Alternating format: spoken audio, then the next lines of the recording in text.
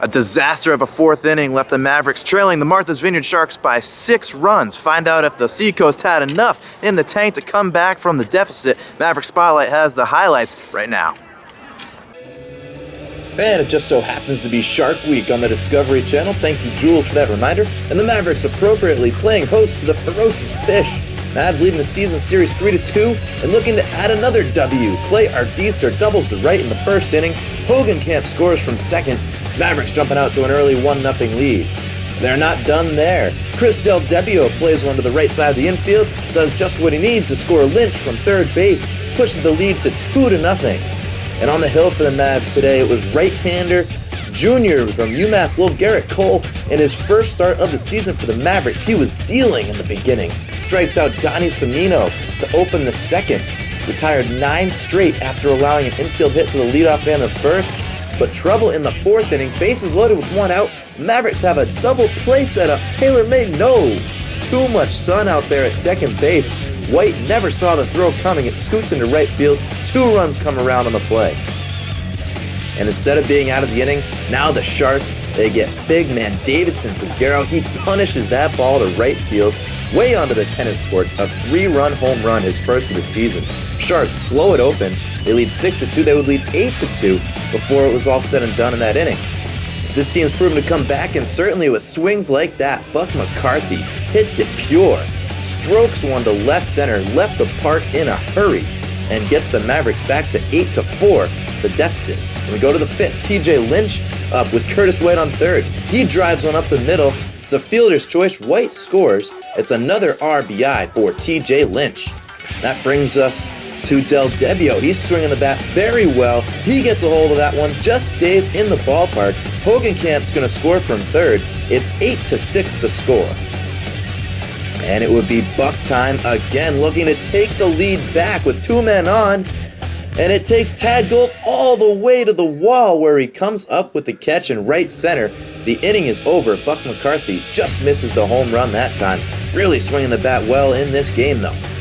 Then the Mavericks D would be on lockdown ever since the 4th inning debacle. Here's a great shot of Rob Hogenkamp ranging at shortstop and making a strong throw over to first. And Hogenkamp at the plate.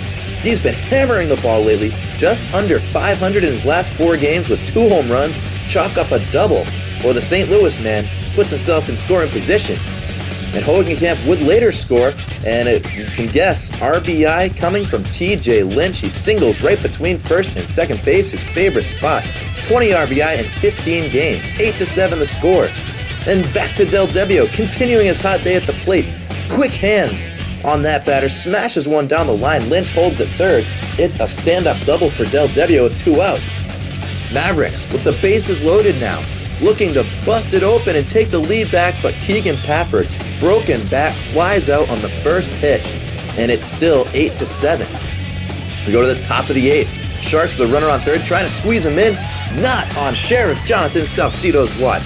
A big-time put-out from home plate over there at third base. Keeps it at a 1-run game. We go to the 9th. And Calamaneri out there for the close. A 1.61 ERA, 10 saves already on the season, second in the league, make it 11.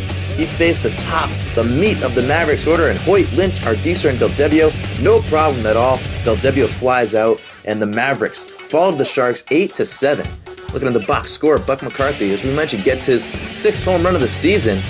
First one since June 27th when he led the league. Rob Hogenkamp, 3 doubles in the game. We talked to him in the postgame. What's going on with the play for you? Just trying to get a good pitch to hit early in the count, looking for a fastball. I've been getting it lately, just trying to put a good swing on it. Short, talk about the comeback.